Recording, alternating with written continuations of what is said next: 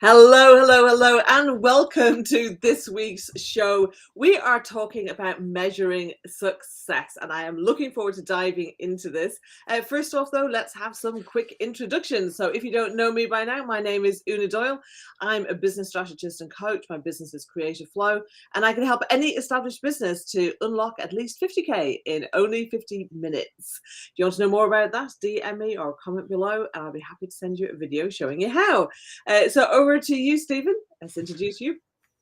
Good morning, everybody. My name's Stephen Lerman from Chameleon BDS, which is an outsourced business development service. So anybody that doesn't like making those outbound calls, doesn't want to, or doesn't have the resource to do so internally, please give me a shout and I'll be more than happy to have a chat to see if I can get you in front of the customers you want to grow your business. Thanks. Great stuff, Stephen. And Jess, that was you. Good morning, everyone. When we're looking for a car, we've got a checklist, haven't we? We've got to be the right colour. We maybe look at alloys, maybe heated seats. But what if we got a car that had all of them things, but without the engine or the steering wheel? That it won't go anywhere. Sit on your drive. It looked pretty, but no purpose to it. That's exactly what you do when you're jumping straight into your marketing, designing the logo, designing anything without strategies. The steering wheel to your business and your brand, the engine to your business. So that's exactly what I do. I help businesses have a brand, a purposeful brand to bring them more profit and more people. Fabulous, Jess. That's interesting. I use a car analogy as well, but I'm talking about the driver of the car, as in the business owner. So good stuff. All right, today we're talking about measuring success. You may have heard of the quote by John Wanamaker, if I pronounced that correctly, which is half the money I spend on advertising is wasted. The trouble is I don't know which half. So, and I think this happens a lot in businesses where they are, spending on marketing, spending on various activities to try and bring more clients in, but they don't necessarily know what's working, what isn't working. So this is what we're going to talk about here today. I think first off, one of the things I want to talk about is actually defining success, because success means different things to different people. Yeah. So I think in a broader context, I think we do need to be clear on what our vision of success is, both personally and for our business as well. So I think getting clear on that is really, really important. And that's often, a kind of initial activity that I do with my coaching clients, is helping them to have a clear vision. Because what success is, I think it looks different to each person. I mean, Jess, what does success look like to you? To me, it's having that balance personally as well. So, making enough money to do that and millions, that would be, great, but I'm not driven by the money. I'm driven by the quality of life, the variety. I'm very creative, so I need a lot of variety in my day, or else I kind of get really kind of sluggish and I don't really want to do anything. So for me, having the freedom of choice to be able to bring variety into my day, to me personally, that's success. Yeah.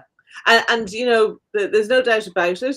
Money gives you freedom of choice. So the money part has to kind of sit with that. Yeah. Stephen, what about you? What does success look like for you? I'm with Jess. I mean, it's the freedom to do everything. But for me, success is having amazing conversations every day with so many different people. I mean, I talk to all different walks of life from all over the world. And I wouldn't have had the opportunity if I was working for a particular company.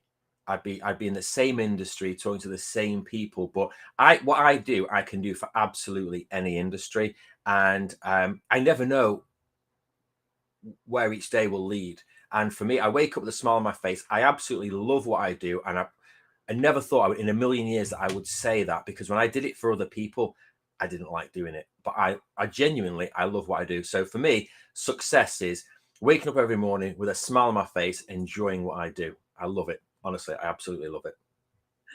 I think that's so key. And welcome, Chris, who's commented. He's already here. For some reason, it's not showing up in my chat stream for me to bring it up on the screen, but that's okay. And I'd love to know, what's your definition of success? Pop that in the comments.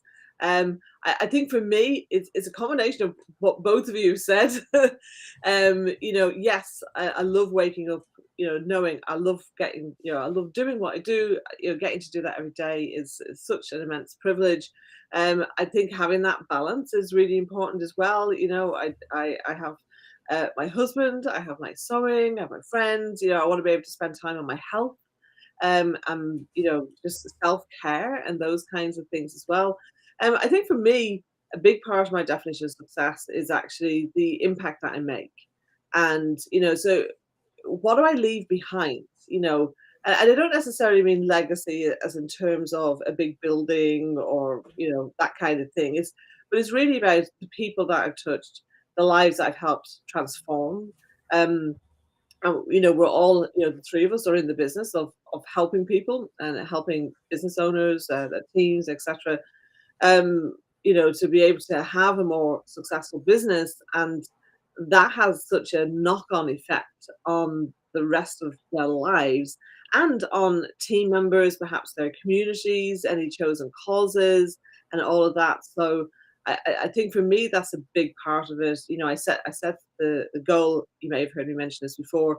If you're a frequent watcher, about I set a goal to help small and medium-sized business owners to add an extra 100 million to their revenues, and in doing so, to create 1 million days of smiles through an organization called B1G1. So go check them out, b1g1.com.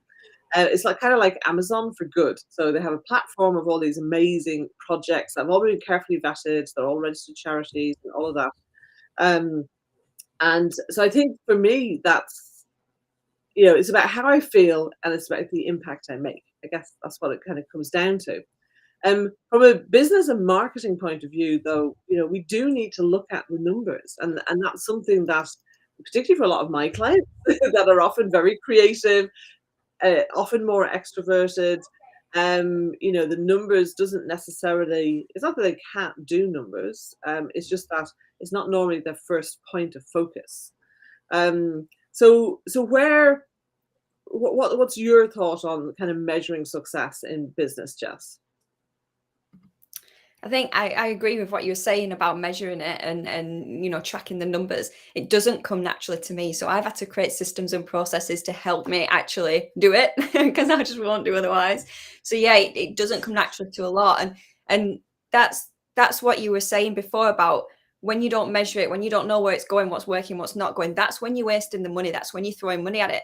And I hate to say this, but a lot of the times as well, when I've met other marketing and design agencies, they're not measuring or having any plans or having any strategies either. So if you're throwing money at something going, I'm not sure how this is working, and then you go into an agency that doesn't plan, that doesn't measure, and throwing money at them, you're still throwing money at the same problem without creating some sort of solution. So this is what I see quite a lot.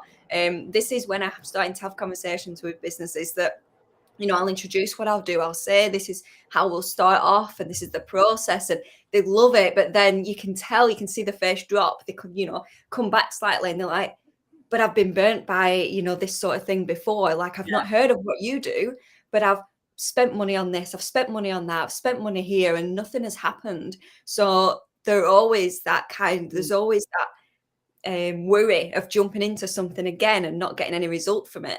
So these are the stuff that I've noticed happen when you're not tracking, when you're not measuring, when you're not looking at that bigger picture. Like, we've all just taken a step back and looked at the bigger picture of what our success is to us. So without taking that step back, how do we measure it? So yeah, that's something that I see quite a lot.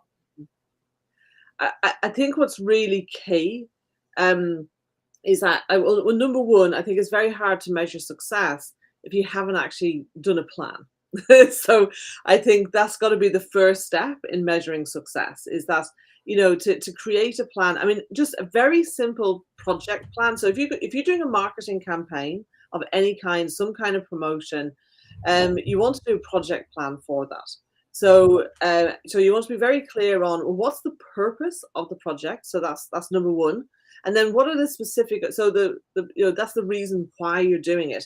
And then what are the specific objectives that you want to achieve in doing that project? Okay. And then you need to look at, well, who needs to be involved in this? So Is it just you? Is there team members, any suppliers? Also take into account, who is this project aimed at? Who's the audience for it? Make sure you're clear on that as well, of course.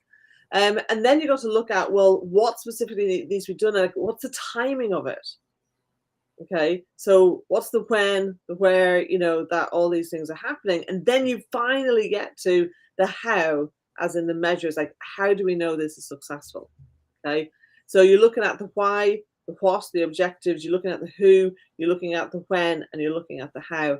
So those 5 questions that you want to be answering. And so if you have a document that's based around those, and just really get into it. So like I'm working on a new workshop that I'm creating at the moment, all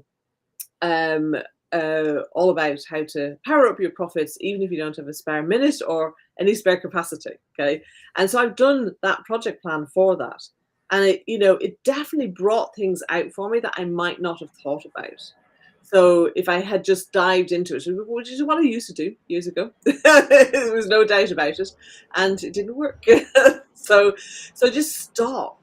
Sometimes I think, particularly for those of us who, have a lot of that creative and or extroverted energy, we tend to kind of have an idea and then jump on it and go for it.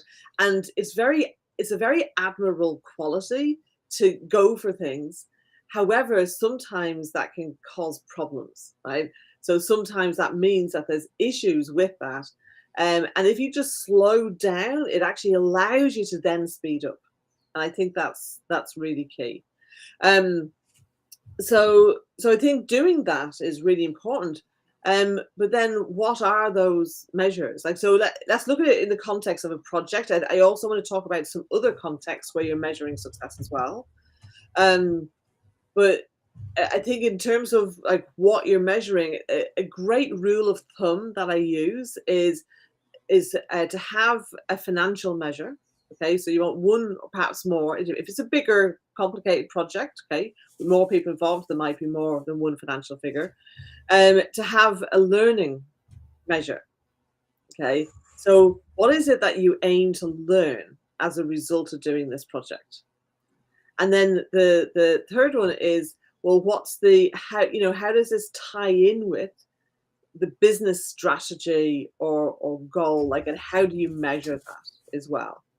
So, let's take, for example, let's keep it simple, right? Imagine the project was to implement a newsletter in your business. And so you may have a financial goal of, okay, well, because I'm actually going to be keeping in communication with people and following up with them in a way that I wasn't before, then some people are going to be reaching out to me because they're reminded that I exist. Okay. So, so you might put a number on, okay, well, how much business do I expect to get as a result of this? Now, obviously, you can also have specific email campaigns, but we're just talking about a general newsletter here. So then what are you going to learn? So, well, you're going to learn, like, by tracking open rates and responses, you're going to track what are people actually interested in. What do they bother to reply when you say, hit reply and let me know the answer to this, that, or the other? How many people actually reply? Have a look at your email deliverability stats. So you're going to learn from that. Also, there might be some other things that you learn about yourself in terms of learning, upskilling your writing abilities and speed, and putting structures in place to make it all work better for yourself. So that there's learning there. And then what's the strategic business thing that you're measuring around this? Well, maybe part of that is about, well, you want to you're planning a launch 6 months, a year from now, of something new, and you want to build that audience, that you have that ready, engaged audience there. So you might have a number of, I want to reach X number of subscribers in order to be able to do this launch. So I'm going to pause there. So what's your thoughts on what I just shared there? For me personally, when you're talking about measuring success of a campaign, I always thought it was just as simple as ROI, especially in what I do, because, people are paying me a day rate for a period of time. and it's all about the return on that investment. So they've spent, let's say they spent, for argument's sake, £2,000, and then they get £20,000 worth of new business from 10 customers, then we know that each customer's worth £200. Is that right? I'm just doing the quick math in my head. Yeah. Sorry, it's a bit early. So that's how I would measure success. I had one client that said to me that he's made 5 times his ROI just by using my services. So for me, I considered that a successful campaign. I do have other campaigns where it's not always that cut and dried. You're playing a long game, so especially in my industry, it's touch points has increased, so it's a longer game. Yeah. So the success is measured over a lengthier period of time. So for different campaigns, for different industries, for different things that we do, like I know how Jess would measure success is different, how you would measure success is different. I just always thought it was about ROI, but there are so many more measurables. It's thank God there's software available to analyze everything. Otherwise, it would just be an absolute minefield. It's like Google Analytics, I think is unbelievable, but there are other applications out there as well. But I had no idea. Absolutely. So, and the thing is, like, you're right. And you're looking at measuring success of your clients, but it's also about measuring the success of your business and what you're putting in place for yourself. But think about it as well, even just from the client perspective, for you at the start of a campaign, and hey, Wojciech, great to see you. At the start of a campaign, it's that thing about if you had more measurables, as well as those specific, I've spent this, I got X amount in sales, then actually it gives you a broader platform to measure success on. And, maybe they learn, maybe they don't get the financial ROI, but they actually learn something else. And so, but that what they learn, that might save them a fortune, that they were going to launch X and now they're not going to, because they've realized from the feedback that you've given them that actually this isn't what people want, and what they really want is this other thing. So do you know what I mean? So I think there's, we can go a lot broader. Yeah, for sure. I think definitely. As well, like, speaking from experience as well, we can kind of lose interest and lose momentum when we're just focusing on money alone in the ROI, because it might either be working, we're like, yeah, this is great, I'm getting a bit of money in, but then, oh, this is a good idea, I'm gonna throw money at that as well, and you lose that, you can get sidetracked of where you're going, what you're doing, and then all of a sudden you've not got that success and you're like, oh my god, we need to go back a few steps and do what we were doing before. Whereas again, if you're measuring more than just the money, even if for a couple of months the return on a certain ad or a certain marketing campaign isn't giving you what it was doing 6 months ago, you can go, okay, but it's worth sticking at it because we've received X, Y, and Z as well as, so I think that is really important to keep remembering, isn't it? Because even as well with the CRM systems, a lot of them are driven by, your ROI, so your stats and your percentages and your money through that, which is great. But then also be creative about setting up your own automations of how else you can measure it as well. So yeah, I think it's really interesting in it. Yeah, absolutely. And I think, we've got to take that broader perspective with it. And I think, there's a saying, if you, I always get it wrong. But it's basically like, if you treasure what you measure what you treasure. I think that's the right way around. Does that make sense? And so it's basically saying, measure what's important to you, and if something is important to you and you're not measuring it, then it's probably a good idea to do that. I want to talk about, beg your pardon, were you going to say something, Stephen? No. Okay. You looked like you were about to speak, and then I didn't want to interrupt you. So I want to talk about something else, which is talking about leading and lag indicators. Have you heard of those sayings before? Those phrases before? Okay, so Jess has, yeah, I know we've talked about that. Stephen might not have done before. So the thing is that you know, what a lot of people measure is the final outcome only. And that's kind of like, you know, if you imagine a football pitch and you've got the scoreboard, and you know, it's like kind of trying to, you know, you've got to change what's happening on the pitch in order to get a different outcome. So you can't just climb up on the scoreboard and change numbers, right? You've got to actually look at, well, what's happening on the pitch. So maybe there needs to be a change in strategy. You know, maybe you need to kind of move team members around, you know, all of those kinds of things. Right, I'm not a football person, can you tell? Not at all. So, but the thing is that the lag indicator is is a score on the board.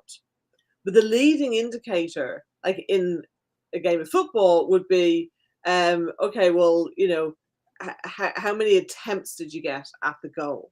You know what I mean? So in business, if you take say a typical kind of small, so you know, kind of small service-based business, for instance, then quite often the numbers on the board are dependent on, well, how many kind of initial consults or meetings have you had with prospects? And what do you need to do in order to get those? And so one of the things I provide for my clients is a kind of sales activity template where they can track this kind of stuff, where they can look at, well, what's the activity that needs, like, how many conversations do I need to have? And a conversation could be a conversation on LinkedIn. It could be a conversation at a networking event. It could be through ads and things like that as well, obviously. But it's that thing about what needs to happen in order to create this. So those are the leading indicators. And if you only measure the lag indicators, the things that have already happened that you can't change, that can actually be very frustrating. So where you want to be looking at the source of those lag indicators, which are the leading ones. So how many conversations have you had? How many discovery calls or free consults or paid consults have you had in order to get X many sales? And when you measure those kinds of things, then that allows you to be able to tweak them. So if you notice, okay, well, typically you would expect to get one prospect meeting from 10 conversations, okay, just as an example. And you find it's taking you 30 to get to that one. Well, clearly something is not right in those conversations that people are not wanting to have that call. So it allows you to see, where are the sticking points? Where can we make improvements? And the further back that you can make improvements, the bigger the results you get in the end. Do you know what I mean? So so if you can get that 30 down to 10, and then you can get that 10 down to 5, so, I don't have to speak to 5 people now to get a prospect booking in with me, then like that's doubled your results. But a lot of the time people aren't looking at those numbers, and that can make a huge difference. All this as well, it's for long-term success, isn't it? So Yes. all of this work, all of this, you know, this planning and this looking back and tracking and measuring, it's so then when we do get success, we keep it and we have it more long-term. Yeah. Like you said, at a football match, I don't know, if you wanted to run up and change the numbers, you'd probably be able to do it, but within seconds you'd be getting escorted out of the place and you'd never be able to come back again. So you'd get that win for like a few seconds, but then all of a sudden it would all go back to like it were. So the same, Exactly. without the planning, without the strategy, yeah, you might go, I don't need to measure, I don't need to plan. I'm getting working anyway. But how long is that work going to stay? How long is that work going to keep coming? So yeah. You just reminded me of a situation I was in where I was talking with, funny enough, another graphic designer, and they were really struggling. This is going back a long time ago. In fact, I think I was living in Leeds, so this really was a long time ago. And yeah, so I went and met with this guy, and he'd had a business for quite a while. He'd kind of been employed and then had gone freelance, and was over dependent on one source of income from a printing company. Right, and what really boggled my mind is that, you know, I was talking to him about his goals and what he was wanting to do and where he was at now. And basically what happened was he'd set a financial goal, and then because he didn't meet it, guess what he did? He didn't reduce it, did he? He did. He lowered the goal to match what he was actually doing. And so, and it's not, it's unsurprising even that, you know, he went out of business, I don't know, I think it was about 6-12 months later. And, you know, he went and got a job. And look, you know, running a business is not for everyone. It's not easy. Like, we can make it easier and we can make it more fun, but it is challenging, you know. And so, but I just thought, wow, you know, imagine setting that measure for success and then downgrading it because, you know, they didn't hit it. And so maybe this is something else that we should talk about, is like, well, what do you do if you're not hitting your measures for success? Well, Keep going. Yeah. Absolutely keep going. Keep going. But also you've got to look at, you know, well, this is especially where if you have those leading indicators, then you can look at those and go, oh, this is where I'm going wrong. This is where, if I fix this, then these other bits will work. What do I need to do to fix that? Okay. Chances are it probably has to do with having a poor or no market dominating position, not having offers, not having the right structures in place, all these things that we talk about over and over again here on these calls. But yeah, at least you're going to be able to pinpoint, and then you can focus on fixing that. Now, bearing in mind, all of these things are a system, and if you change one part, it will have an impact somewhere else. Sometimes I think if you do things in isolation, like I remember someone who I interviewed on my podcast, this season 2 that hasn't come out yet. And they were talking about how they had done Facebook ads, and on the surface, this campaign looked really successful. They got several new clients from it. They're kind of quite a high ticket service. They got several clients from it, but those clients didn't stay. And so it was really interesting. They never had that issue with clients that they got from more personal means. And so, you know, so that was a clear indication actually that there was something missing in the ads or in the funnels or in the approach that meant they weren't attracting the people who were going to stay for the long time like all their other clients did. They did not have this problem with other clients. So there's always, if you have the right measures in place, then you can always, you know, get to pinpoint what the issue is and then be able to work out what to do about it. I think, isn't it also about, you know, there's two things. There's customer engagement or potential customer engagement, and then it's about surveying what's working and what doesn't work, you know, because you might have this great idea, you know, which on paper looks amazing, but if you're not getting the engagement from people, then you're throwing good money after bad. So I know that if I'm doing a campaign for my clients and I don't get engaged, it's not working. You know, you've got a great product, but it needs to be tweaked to, you know, to fit the requirement. You know, because if nobody needs what you've got, it's not a great product or service, is it? Really, it might look great, but there's a reason why it's never been invented beforehand, because nobody needs it. You know, sometimes, So sometimes, I think more often than not, though, that's not the case. Right, but it isn't also so. But on the flip side, isn't it about doing a survey? You know, seeing what people want, what's lacking, what's missing, and then using that measurable to tweak what you potentially have to offer to fit. Yeah, I think market research, whether it's done through a survey, whether it's done through calls, I mean, that's definitely an added value that you're providing, is feedback of what people are saying, right? And specific market research where people have got focus groups or call people, you know, whatever format it might take.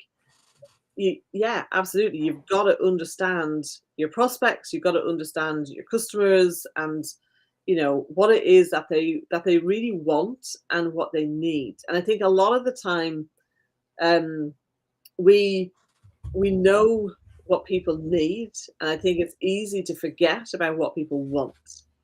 And so, in those situations, what you want to do is you want to get people into the room with what they want and then give them what they actually need. But there's a whole education process around that, obviously, because, you can't kind of just switch it. I'm not talking about a kind of switch and baiting kind of thing.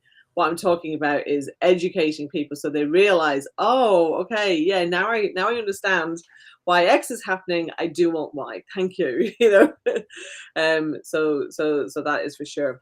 I just want to talk about it. So we've talked about measuring success, kind of defining success. We've talked about it on a kind of project basis. We've talked about it on a kind of sales activity basis. But I also want to talk about it more from a kind of overall business planning perspective as well. And so, what I talked about is actually pretty similar from the project side of it.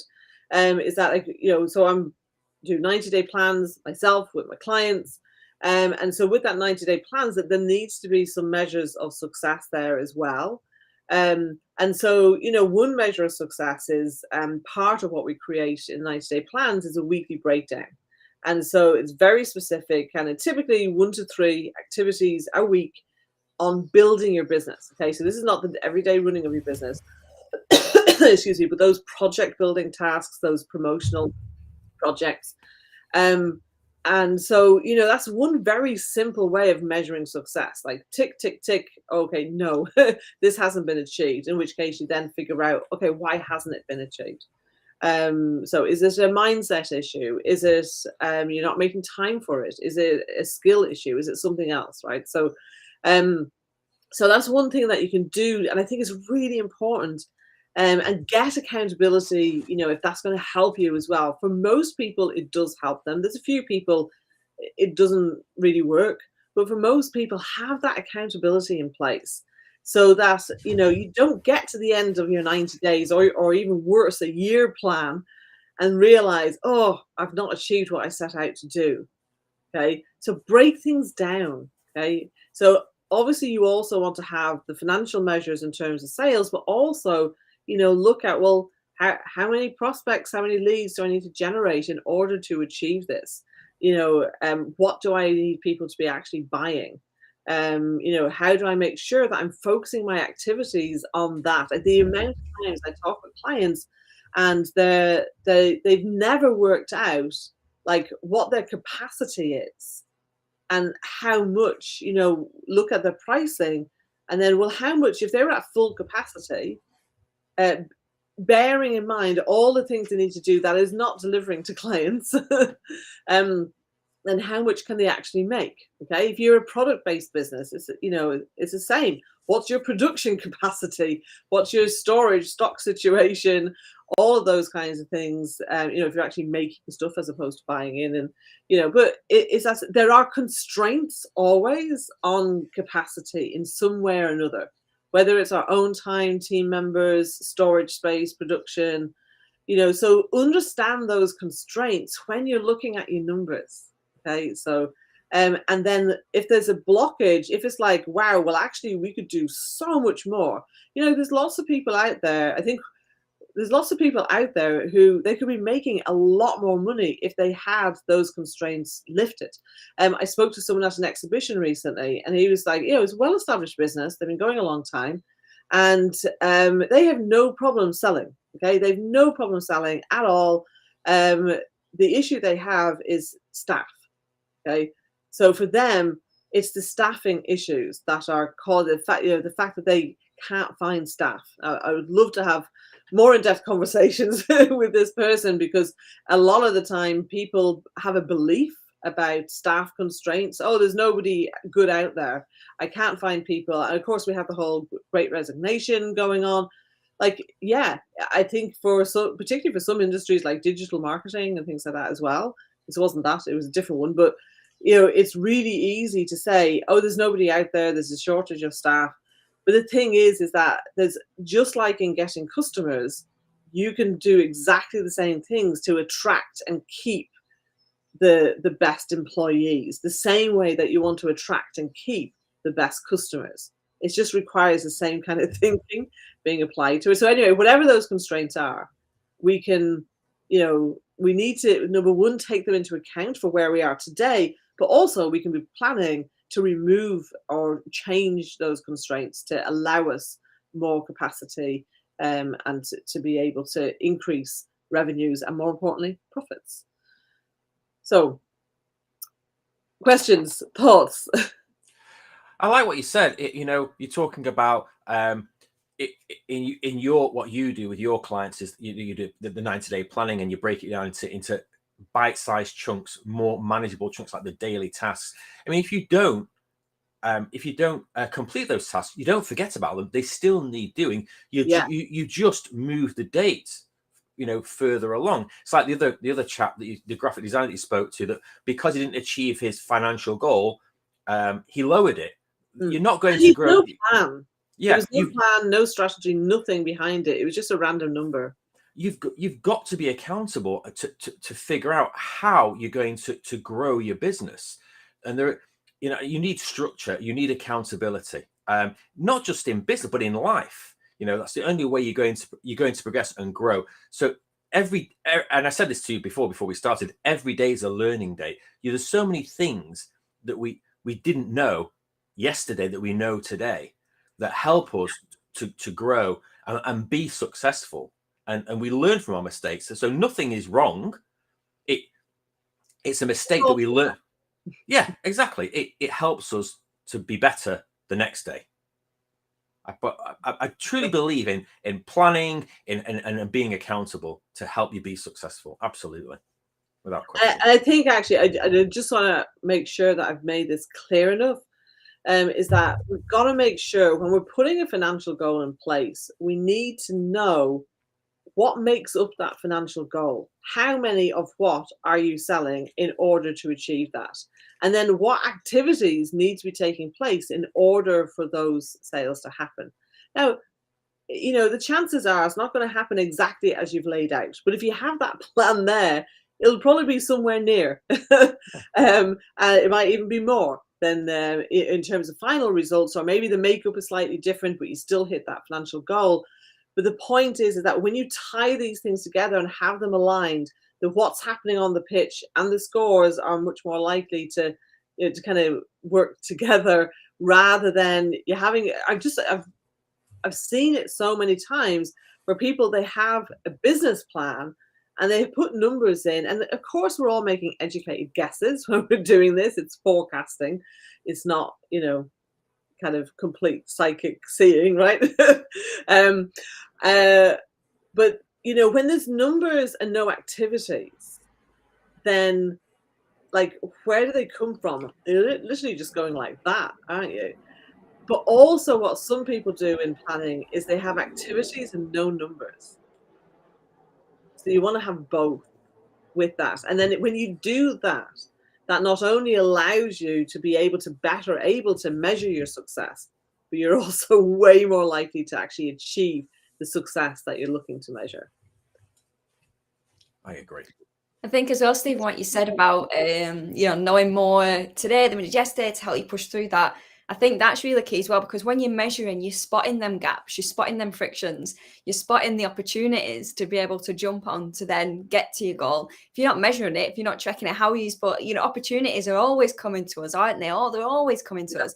But how are we seeing them? How our eyes open to be seeing them, and without checking in and taking a step back and checking in, we're not going to see them. So yeah, I liked that point as well, that not only measuring, tracking will get you to the goal that you've set in for yourself, but it can also open up an even bigger goal that you might have thought impossible for a few years, or might have not even thought possible at all. So yeah, definitely fabulous. Well, look, I think we have covered some really great stuff here today. I know this might not be maybe it's not as a popular topic as get sales now. yet is actually something that will really help you to get sales. So, you know, thank you for staying with us. Please let us know your thoughts on what we have talked about here today, you know, in the comments below. If you want to know more in terms of how any of us here can help you, if you found value in what we talked about here today, do please reach out. We would love to hear from you. We will be back here same time next week. I think next week we're talking about brand photography, aren't we? Yeah. So if I've got that right, you'll find out when it's posted in the next couple of days. Brilliant. Well, thank you as always, Jess and Stephen, for being here as a co-host. It's always great to have the questions and you know, the thoughts that you share as well. So we will say bye for now and see you same time next week. Take care. Have a good Bye, day. everyone.